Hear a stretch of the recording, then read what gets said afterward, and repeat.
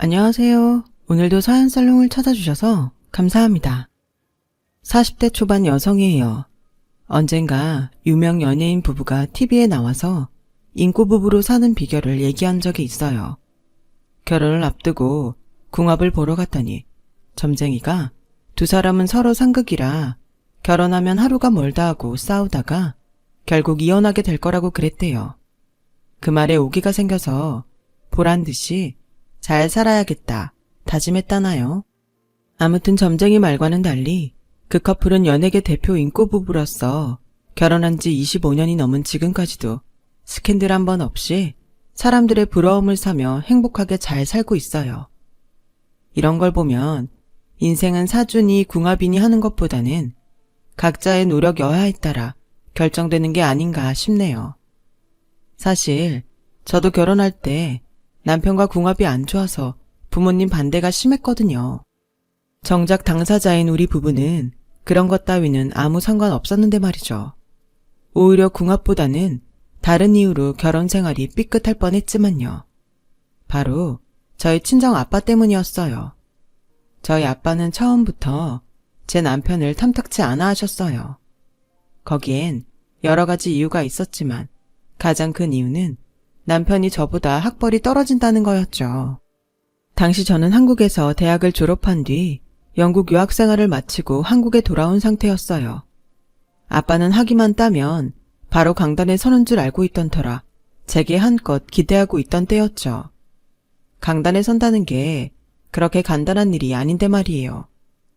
이렇게까지 아빠가 제게 기대를 거는 데는 이유가 있어요. 저희 아빠 꿈이 대학 교수였어요. 하지만 집안 형편 때문에 일찍 생업에 뛰어들어야 해서 이루지 못했어요. 그런 아쉬움 때문이었을까요? 아빠는 제가 한글도 떼기 전부터 대학 교수가 되라는 말씀을 하셨어요. 아빠가 이루지 못한 꿈을 딸인 저를 통해 이루고 싶으셨던 거죠. 네 할아버지만 갑자기 그렇게 돌아가시지만 않았어도 이 아빠도 대학에 들어갔을 거야. 하필 내가 대학 합격 통지서 받는 날 세상을 떠나셔선 대학 문턱도 한번 못 밟아보고 꿈을 놓쳤지 뭐냐. 나야 홀어머니에 주렁주렁 달린 동생들 건사하느라 어쩔 수 없었지만 정이 넌 상황이 다르잖니. 너만 원한다면 언제까지든 뒷바라지 해줄 엄마랑 아빠도 있고 형제도 정미 하나밖에 없으니 부담도 없잖아. 그러니까 넌 딴 데 신경 쓰지 말고 열심히 공부만 하면 돼. 널 교수로 만들 수 있다면 이 아빠가 집을 팔아서라도 뒷바라지 해줄게. 그러니까 아빠만 믿어. 알았지? 아빠는 저를 볼 때마다 마치 주문을 거는 것처럼 말씀하셨어요. 딱히 꿈도 없었던 저는 아빠를 실망시켜드리지 않으려고 죽어라 공부했고 공부하는 만큼 성적도 잘 나온 덕분에 늘 아빠 사랑을 독차지하고 살았어요. 하지만 아빠 사랑이 저한테 쏠리자 상대적으로 여동생은 아빠 사랑에 목마를 수밖에 없었어요. 언젠가 동생이 그러는데 하도 아빠가 저만 편애하니까 혹시 자신이 입양된 아이가 아닐까 생각했었다더군요. 그 얘기를 듣는데 너무 미안하더라고요. 그런 줄도 모르고 저는 그동안 제 공부하기에 바빠서 동생이 받은 상처에 신경도 안 쓰고 살았으니까요. 아빠는 제 동생한텐 공부하란 소리 한번 안 하셨어요. 제 학교 성적은 소수점까지 따지고 과외 선생은 물론 학원 강사진까지 아빠가 직접 만나보시고 결정할 정도로 꼼꼼히 챙기셨으면서요. 오죽하면 동네에서 저희 아빠를 두고 강남 엄마 치맛바람 뺨치는 성산동 바지바람이라고 했겠어요. 아빠의 이런 열성적인 서포트 덕분에 저는 초중고 내내 1등을 놓치지 않았고 27년 전 아빠가 합격증까지 받아보고 다녀보지도 못했던 그 대학에 합격할 수 있었어요. 제 입학식 날 아빠는 붉어진 눈시울로 캠퍼스 곳곳을 둘러보셨어요. 할아버지가 거액의 빚을 남긴 채 돌아가시지만 않았다면 마땅히 자신의 모교가 됐을 대학을 부록을 한참 넘긴 후에야 찾아왔으니 마음이 어떻겠어요. 그 모습을 보는데 어찌나 마음이 아프던지 저도 울컥하더라고요. 그렇게 아빠가 꿈에 그리던 대학에 입학한 저는 입학 후 처음 맞는 학교 축제에 아빠를 모시고 갔어요. 당시 최고의 인기를 누리던 가수의 공연도 함께 보고 저희 과에서 하는 1일 주막에도 모시고 가서 막걸리에 파전도 함께 먹었어요. 그날 아빠는 기분이 좋으셨던지 얼큰하게 취하셔선 술값의 10배가 넘는 돈을 지불하셨어요. 만약 제가 말리지 않았다면 지갑에 든 돈을 다 꺼내주셨을지도 몰라요. 이후에도 아빠는 매년 저희 학교 축제 때마다 찾아오셨어요. 학생들보다 더 들떠선 마치 잃어버린 청춘을 만난 듯 축제를 즐기셨죠. 그 바람에 저는 동기들 사이에서 파파걸로 불리게 되었어요. 4년 내내 아빠랑 학교 축제에 오는 사람은 저뿐이었으니까요. 하지만 제가 해외에서 대학원을 다니는 바람에 더 이상 아빠와 함께 대학 축제에 갈 일은 없었어요. 한국에 돌아온 이후 저는 선배가 하는 영어학원에서 잠깐 아르바이트를 했던 적이 있는데 거기서 남편과 만났어요.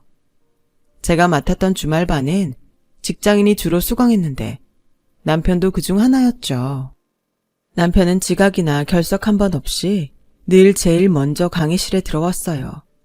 학구파인가 보다 했는데 얘기를 들어보니 꼭 그런 것만은 아니더라고요. 실은 저희 사무실에서 제 학벌이 제일 떨어져요. 다들 명문대 아니면 적어도 인서울 4년제는 졸업했는데 저는 소위 말하는 지잡대거든요. 처음 입사 면접을 보는데 면접관이 제가 나온 대학을 보더니 어디에 있는 대학이냐고 묻더라고요. 그리곤 옆자리 면접관한테 이런 대학 들어봤어? 전문대인가? 이러더라고요. 이력서엔 분명 학사라고 명시돼 있는데도 말이에요. 전에 다니던 회사 사장님 추천으로 형식상 면접만 보면 된다고 해서 갔던 건데 기분이 팍 상하더라고요. 뭐 들어가 보니 그런 분위기가 이해는 되더라고요. 회사에 저 외인 지잡대 출신은 하나도 없거든요. 심지어 카이스트 출신도 있어요. 그러니 어쩌겠어요. 학번은 안 돼도 죽어라 노력해서 업무 능력은 따라잡아야죠. 솔직히 실무는 걱정이 없는데 제가 영어가 취약이라 이러고 있는 거죠. 얘기를 들어보니 남편은 공고 출신 엔지니어더라고요. 한국에서 일을 할 땐 상관없지만 업무상 해외 파견도 자주 나가야 해서 영어가 필수였죠. 대학에서 합격 통지 전화를 받았을 때 진짜 하늘을 날 듯이 기뻤어요. 사실 제가 공고 출신이라 대학은 꿈도 못 꾸고 살았거든요. 성적도 그저 그랬고 집안 형편이 어려워서 돈을 벌어야 했으니까요. 고3 때 실습 나갔던 회사 사장님이 정규직으로 채용해 주셔서 취업은 남들보다 빨랐어요. 사장님 도움으로 회사에 다니면서 대학도 다닐 수 있었고요. 졸업 후엔 더 좋은 회사에 들어가서 해외 경험도 쌓으라고 지금 다니는 회사로 보내주셨어요. 아빠가 일찍 돌아가셔서 저한테 사장님은 아빠 같은 존재죠. 그런 분이 제게 기대를 하는데 제가 어떻게 대충 할 수 있겠어요? 죽어라 해서 기대에 부응해야죠. 그래서 영어 실력 좀 늘려보려고 기를 쓰고 학원에 나오는 거예요. 사실 저도 영어 공부하기 정말 싫어요. 남편의 솔직한 모습에 왠지 믿음이 가더라고요. 다른 학생들에 비해 실력은 떨어지지만 요령 부리지 않고 죽기 살기로 공부하는 근성도 마음에 들었고요. 그래서 하나라도 더 가르쳐주고 싶었어요. 그러다 보니 밖에서 따로 만나는 일도 종종 있었고 자연스럽게 연인관계로 발전하게 된 거죠. 문과인 저와는 정반대 분야 사람이라 평소 대화 주제도 많이 다르고 사물을 보는 관점도 많이 달랐지만 인연이 되려고 그런 건지 다르다는 게 불편하거나 싫기보다는 신기하고 신선해서 좋더라고요. 계산력이 떨어지는 저와 달리 계산과 공간 인지력도 좋아서 도움도 많이 받을 수 있고요. 하지만 앞에서 말씀드린 것처럼 저희 아빠는 제 남편을 마음에 들어하지 않았어요. 대놓고 싫은 티를 팍팍 내곤 하셨죠. 게다가 여동생이 저와 비슷한 시기에 결혼을 했는데 재부 스펙에 비해 제 남편이 많이 딸려서 비교까지 당하게 되었어요. 사실 제부는 제 맞선 상대였는데 제가 부모님 몰래 남편과 연애를 하던 중이라서 여동생을 대신 내보냈는데 성향이 잘 맞았는지 결혼까지 이어지게 된 거예요. 나중에 이 사실을 알게 된 아빠는 엄청 화를 내셨지만 남주기 아까운 사윗감을 아무튼 당신 딸 중 하나가 잡은 거니 더는 별 말씀 안 하셨어요. 물론 그 일로 여동생은 기분이 많이 상했었지만 말이에요. 난 잘난 남자랑 결혼하면 안 돼? 나도 한 번쯤은 언니보다 좋은 거 가져도 되는 거 아니야? 아빠는 왜 매번 좋은 건 다 언니가 누려야 한다고 생각하는데 우리 성수씨 언니가 아니라 나한테 반했고 그래서 나랑 결혼하는 거야. 내가 언니 거 가로챈 게 아니라 그 사람은 처음부터 내 거였다고. 아빠가 언니한테 실망했다면 그건 언니한테 화풀이 하라고. 괜히 축복받아야 할 내 결혼까지 엉망으로 만들지 말란 말이야. 동생은 아빠 앞에서 그동안 쌓였던 울분을 터뜨렸어요. 동생 말이 틀린 게 하나 없었죠. 그래서 아빠도 동생의 결혼에 대해 더는 아무 말씀 안 하셨어요. 제부는 중학생 때 미국으로 유학을 떠난 아이비리그 MBA 출신으로 뉴욕 증권가에서 일하다가 현재는 한국 대기업에 다니고 있었어요. 연봉도 높고 회사 내 직급도 높아서 누구나 탐내는 신랑감이었죠. 거기다 인물도 꽤 좋았고요. 자기관리가 철저해서 운동과 식단도 스스로 관리하는 타입이었어요. 사교적인데다 은근히 과시욕도 있고 명품에 관심이 많은 편이었죠. 저와는 완전 상극인 사람이었어요. 그날 제가 선자리에 나갔다 하더라도 우리가 연결될 일은 전혀 없었어요. 아빠만 그걸 인정하고 싶어 하지 않았다는 게 문제였죠. 여동생은 저보다 3개월 일찍 식을 올렸어요. 집안 어른들은 언니가 먼저 하는 게 맞지 않냐고 했지만 어렵게 구한 시간 강사 자리를 두고 시간을 뺄 수가 없어서 그냥 동생 먼저 하라고 했어요. 동생은 마포에 있는 40평대 아파트에 신혼살림을 차렸는데 전세도 아닌 자가라고 하더군요. 제부 월급도 많았지만 제부 집안에 돈이 많아서 부모님이 해준 집이었죠. 그걸 본 아빠는 제 남편을 쪼기 시작했어요. 동생은 40평대 아파트에서 사는데 언니가 20평대 빌라에서 사는 게 말이 되냐? 게다가 자가도 아니고 전세가 뭐야? 아니, 내 딸이 왜 그런 구질구질한 데서 살아야 되냐고? 너 입 있으면 말 좀 해봐라. 네가 학벌이 있기라냐, 직장이 번듯하기라냐. 이도저도 아니면 돈이라도 있어야지. 아우, 저런 놈 믿고 사는 내 딸만 불쌍하지. 그러게, 아빠가 골라주는 남자 만나 평생 떵떵거리고 살 일이지. 뭐하러 저런 거지 같은 놈을 만나 고생이야. 내가 너 이러고 살라고 지금까지 내가 금이야 오기야 키웠는 줄 알아? 좀 있으면 교수까지 될 녀석이 왜 급도 안 맞는 놈이랑 살겠다고 그 난리냐고. 정희야, 지금이라도 안 늦었으니까 아빠 말 듣고 이 결혼 그만둬라. 예식장비며 그간 혼수 준비한 거 아빠가 다 물어줄 테니 이 결혼 무르자. 응? 결혼식이 2주도 채 안 남은 상황에도 아빠는 결혼을 무르자고 하셨어요. 어떻게 하면 딸 옆에서 도둑놈 같은 녀석을 떼어낼까 그 궁리만 하는 것 같았죠. 아빠가 그럴수록 저는 남편 보기 민망해서 미치겠더라고요. 시작부터 환영받지 못한 결혼은 이후에도 별반 나아지지 않았어요. 아빠는 툭 하면 제부랑 제 남편을 비교하기 시작했고 틈만 보였다 하면 제 남편을 깎아내리기에 급급했죠. 그런데도 남편은 언제나 천연덕스러운 표정으로 아버님, 아버님 하면서 저희 아빠를 따랐어요. 면박을 당하면 웃어 넘기고 욕을 들으면 껄껄껄 웃어 넘겼죠. 그런데 이런 상황이 지속되니까 여동생이랑 제부도 제 남편을 우습게 할지 뭐해요. 을에 몸쓰는 일은 제 남편한테 맡기고 지들은 상전처럼 아빠 옆에 앉아 손가락만 까딱까딱 하더라고요.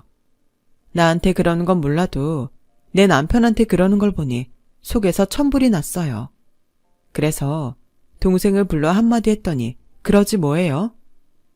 언니, 자리가 사람을 만드는 거야. 형부가 변변치 못해서 맞사위 노릇 제대로 못하니까 손아래 사람한테도 대접 못 받고 사는 거 아니야. 그런데 왜 우리 탓을 해? 탓하려거든 못난 형부 탓을 해야지. 그리고 곳간에서 임신한다고 형부도 우리 그이처럼 아빠 엄마한테 돈 좀 쓰라 그래. 그럼 지금보단 예뻐할지 누가 알아? 돈 안 쓰고 날로 먹으려 들면 안 되지. 이 기집애가 이러고 나오는데 어찌나 열이 나든지 생각 같아선 한 대 패주고 싶더라니까요.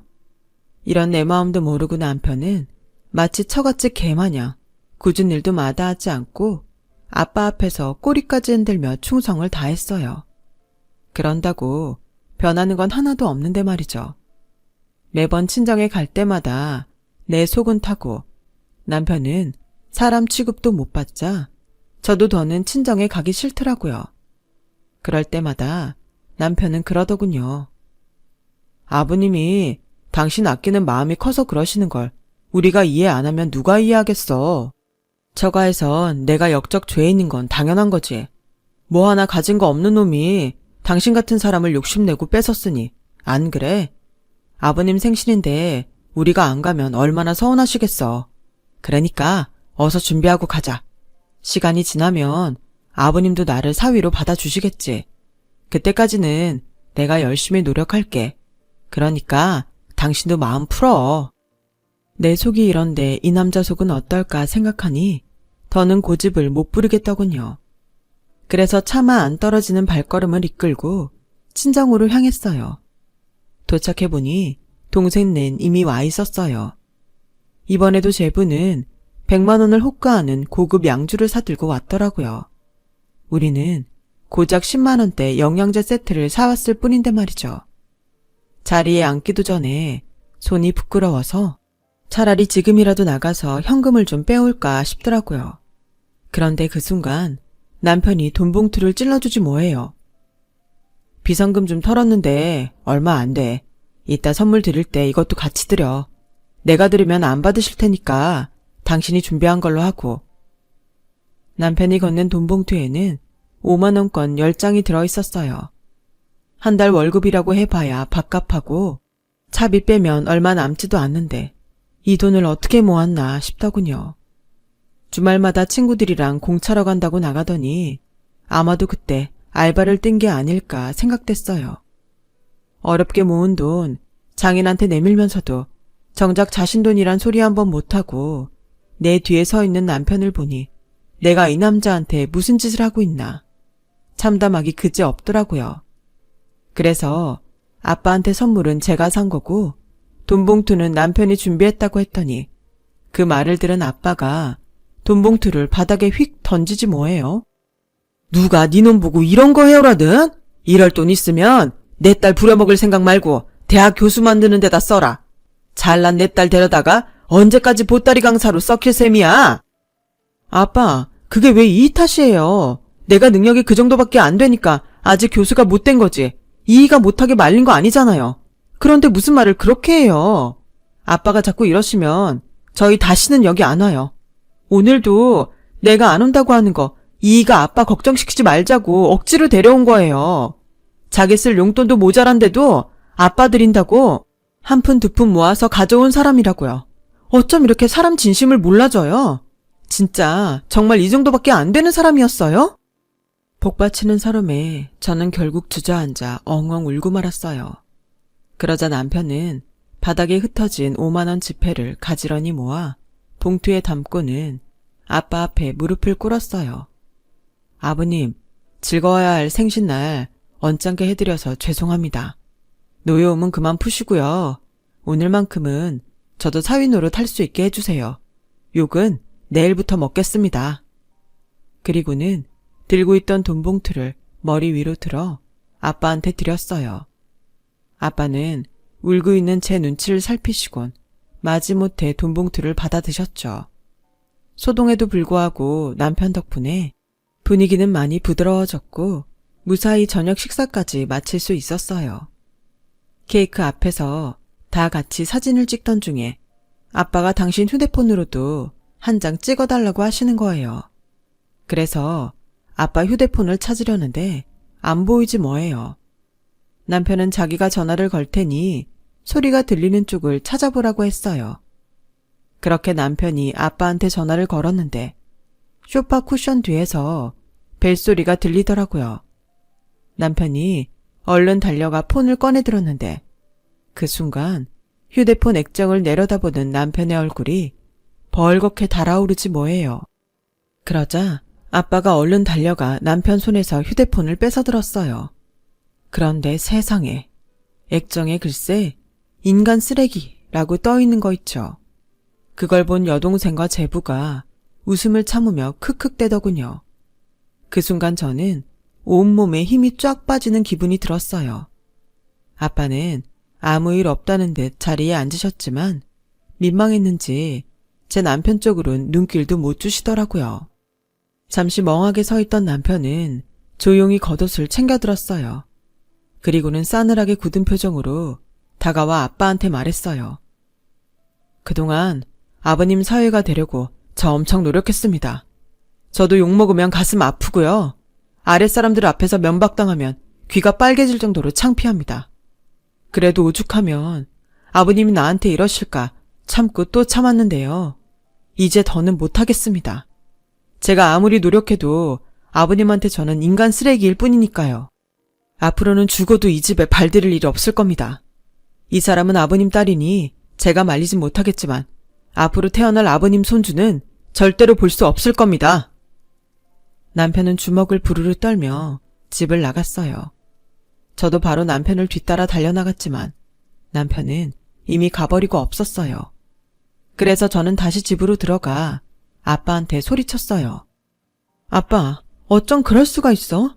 아무리 그이가 싫어도 그렇지 어떻게 사위를 인간 쓰레기라고 저장할 수 있냐고. 나 오늘처럼 아빠 딸인 게 창피했던 적이 없어. 사람 일 모르는 거야.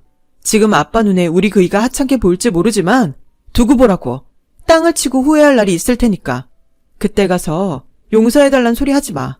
절대 아빠 용서 안 할 테니까. 그러니까 앞으론 나한테 연락하지 마. 아빠가 죽었다고 해도 난 이 집에 절대 발 안 들일 거니까. 절대 나한테 연락하지 말라고. 그렇게 저는 친정과 연을 끊었어요. 엄마랑 여동생이 하루가 멀다 하고 제게 전화를 했지만 받지 않았어요. 남편은 자식인 저까지 이럴 거 없다며 저까지 친정에 발길을 끊지는 말라고 했지만 그러기 싫더라고요. 내가 선택한 내 남편을 인정하지 않는 부모라면 저도 싫었으니까요. 그렇게 시간은 흘러 친정과 연을 끊고 산 지 10여 년이 흘렀어요. 그 사이 저는 아이를 둘이나 낳았고 남편은 몇 년 전 퇴사를 한 뒤 자신을 아들처럼 아껴주신 전 회사 사장님의 업체를 물려받아 운영하고 있어요. 규모는 작아도 그 분야에선 신기술도 보유하고 있어서 꽤 건실한 데다 전망도 있는 회사로 평가받고 있죠. 저는 시간 강사 생활을 하다가 3년 전부터 초빙 교수로 모교에 강의를 나가고 있어요. 전보다 모든 면에서 안정을 찾아갔죠. 그런데 무소식이 희소식이라더니 오랜만에 10년간 연락을 끊고 지냈던 동생이 전화를 했더라고요. 주말 오전이라 늦잠 자느라 전화를 못 받았더니 문자를 남겼더라고요. 엄마가 새벽녘에 화장실에 갔다가 쓰러지셨는데 너무 늦게 발견한 탓에 병원에서 오늘을 넘기기 힘들 것 같다고 했다는 거예요. 1시간 이상 지나고서야 문자를 본 저는 다리가 후들거려서 제대로 서 있을 수가 없더라고요. 그래서 남편한테 상황을 얘기했더니 저보다 먼저 달려나가 차에 시동부터 걸더군요. 다시는 제 친정 식구들을 보지 않겠다고 하던 사람이 말이죠. 그렇게 저는 남편 덕분에 엄마의 임종을 지킬 수 있었어요. 장례식을 치르는 내내 남편은 빈소를 지키며 상주 노릇을 해주었어요. 게다가 경황 없는 아빠와 우리 자매를 대신해 장례식 전반의 일들을 직접 처리해 주었어요. 그런데 그동안 아빠의 편애를 받으며 사위 대접 톡톡히 받아온 제부가 장모 장례식에 코빼기도 안 보이지 뭐예요. 동생한테 물었더니 업무가 바빠서 그렇다고 하는데 그게 말이 되나요? 결국 제부는 장례식이 끝날 때까지도 나타나지 않았어요. 장지에도 나타나지 않았고요. 그런데 알고 보니 이런 제부의 태도가 일 때문이 아니라 바로 저희 아빠 때문이었더라고요. 직장을 나와 독립한 제부가 저희 아빠한테 사업 투자를 부탁했는데 그간 제부의 행동거지를 봐온 아빠가 제부는 사업을 할 능력이 안 된다며 딱 잘라 거절을 했던 모양이에요. 그 말을 곧이곧대로 전할 수 없었던 동생은 아빠가 가족끼리는 돈거래 안 하는 거라고 하시며 거절했다고 둘러댄 모양이었죠. 그 일로 아빠한테 감정이 상한 제부는 그날 이후 처가의 발길을 뚝 끊었고 명절에도 동생 혼자 친정에 갔던 모양이에요. 아무리 그래도 그렇지 장모 장례식에도 안 오는 게 말이 돼요? 그런데 거기서 끝이 아니었어요. 호기롭게 사업을 시작했으나 예상과 달리 일이 잘 안 풀리자 제 동생한테 화풀이를 해왔던가 봐요. 처음엔 친정에 대한 악담을 늘어놓는 정도였는데 나중엔 손찌검까지 하기 시작했다더군요. 하루는 아빠가 손주들 보러 동생 집에 찾아갔는데 아파트 주차장에서 제부가 동생한테 손찌검을 하고 있던 거예요. 아빠는 달려가서 제부를 혼내자 제부가 오히려 화를 내며 그러더래요. 마트에서 물건을 사도 하자 제품은 AS를 해주는데 장인어른은 이런 하자투성이 딸을 저한테 떠넘기고 미안하지도 않으세요? 얘가 학벌이 변변합니까? 그렇다고 직업이 있기랍니까? 집구석에서 내가 벌어다주는 돈으로 사치나 부리는 게 다인데 이런 걸 내가 데리고 살아야 하냐고요. 그런데도 그깟 사업자금 몇 푼 주는 게 그렇게 아까웠습니까? 저요, 마음 같아선 장인어른한테 위로금이라도 받고 싶은 심정이에요. 기왕 오신 거 이참에 아버님이 싸지른 이 하자품이나 가져가세요. 저요, 이 아무짝에도 쓸모없는 이런 여자 필요 없습니다. 재수가 없으려니까 정말. 그날의 충격으로 아빠는 쓰러지셨고 동생은 제게 전화해 울고불고 난리를 쳤어요. 엄마가 돌아가신 지 얼마나 됐다고 아빠까지 잘못되면 자길 누굴 믿고 사냐면서요. 언니도 알잖아. 나 돈 없으면 안 되는 거. 그 이랑도 이혼할 판인데 아빠마저 잘못되면 누가 날 보살펴줘. 애들은 어떻게 키우고? 나 정말 어떻게 해야 될지 모르겠어. 지금이라도 그이한테 가서 잘못했다고 싹싹 빌까? 그럼 다시 받아주겠지? 아빠한테 말해서 사업자금 좀 얻어가면 그이도 나 받아주겠지? 아, 나 어떡해 정말. 나이만 먹었지 철딱선이 없는 소리를 하는 동생을 보니 한심했어요. 이번엔 그렇게 막는다 쳐. 그 다음엔 어쩔 건데? 제부가 난리칠 때마다 아빠 돈 끌어가 박을래? 돈 다 떨어지면 그땐 어쩔 건데? 제발 생각 좀 하고 살아. 너나 제부나 인간 되려면 한참 멀었어. 니들이 벌어서 일어설 생각을 해야지. 어떻게 아빠 재산 끌어다 쓸 생각부터 할 수가 있어? 그러면서 자식들 보기 창피하지도 않니? 애들 생각해서라도 제발 정신 차려. 돈 필요하면 파출을 뛰든 식당에서 김밥을 말든 네 손으로 벌었어. 너무 화가 나서 지르긴 했지만 언니 입장에서 걱정이 태산이었어요. 다행히 아빠는 며칠 뒤 퇴원을 하셨고 동생은 이혼을 하게 되었어요. 그리고는 아이들과 함께 친정에 들어가 살게 되었죠. 이런 사정을 들은 남편은 저 몰래 동생한테 연락을 했던 모양이에요. 자식 키우고 살려면 직장이 있어야 하지 않겠냐며 남편 회사에 나와서 일을 해보라고 말이죠. 바로 정규직을 시켜주긴 어렵고 일단 비정규직으로 일하다가 능력을 인정받으면 그땐 정규직 전환을 해줄 테니 열심히 해보라고요. 그렇게 동생은 저희 남편 회사에서 일을 하게 되었고 동생이 회사에 나가 일을 하는 동안 아이들은 친정 아빠가 맡아주셨어요.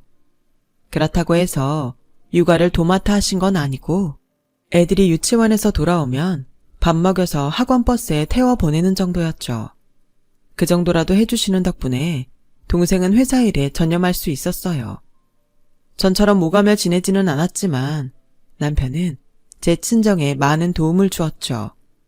그런데 얼마 전 남편 통장으로 거액의 돈이 입금된 거예요. 보낸 사람은 다름 아닌 아빠였어요. 동생을 통해 회사가 요즘 자금 문제로 힘들다는 얘기를 들으시곤 가지고 계시던 상가 건물을 파신 거였죠.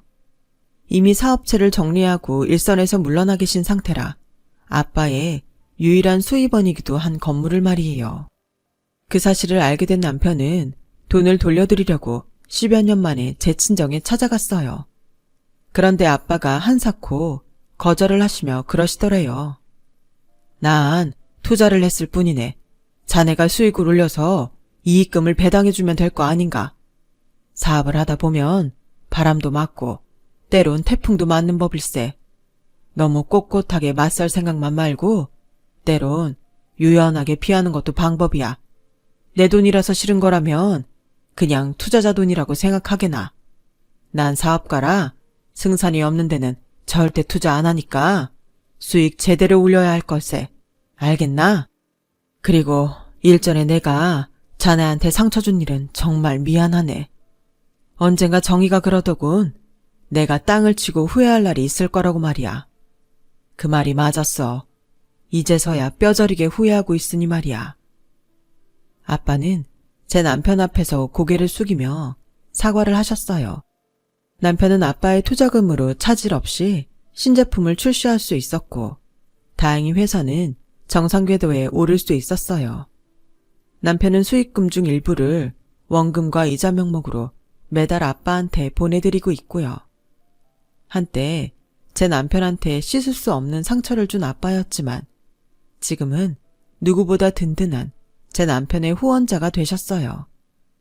아직은 장인과 사위관계가 예전처럼 돌아가지는 않았지만 적어도 지금보다는 조금 가까워지지 않을까 기대를 해봅니다. 지금까지 제 사연을 들어주셔서 감사합니다. 들어주신 분들 모두 가족과 항상 건강하고 평안하시길 바랍니다. 여러분, 사연 댓글에 응원과 현명한 조언 부탁드려요. 좋아요와 구독은 저에게 큰 힘이 됩니다.